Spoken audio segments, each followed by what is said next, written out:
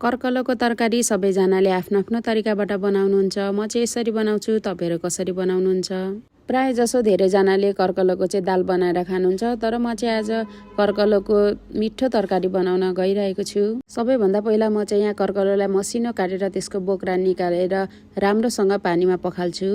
अब म यहाँ ग्यासमाथि पेन राख्छु, त्यसपछि तेल राख्छु। तेल चाहिँ अलि बढी नै लिनु होला। अनि जिरा फुराएर काटेको प्याज राखिदिने, त्यसमाथि रातो खोर्सानी अनि जिरा, धनियाँ, लसुन, अदुवाको पेस्ट राखेर चलाउने। अनि बेसार, स्वादअनुसार नुन, रातो खोर्सानीको धुलो राखेर सबैलाई राम्रोसँग चलाउने। अनि काटेको टमाटर राखेर सबै मसलालाई राम्रोसँग पकाउने। मसला पाकिसकेपछि अघि धोएर राखेको कर्कलोलाई राख्ने र राम्रोसँग चलाएर छोपेर पकाउने।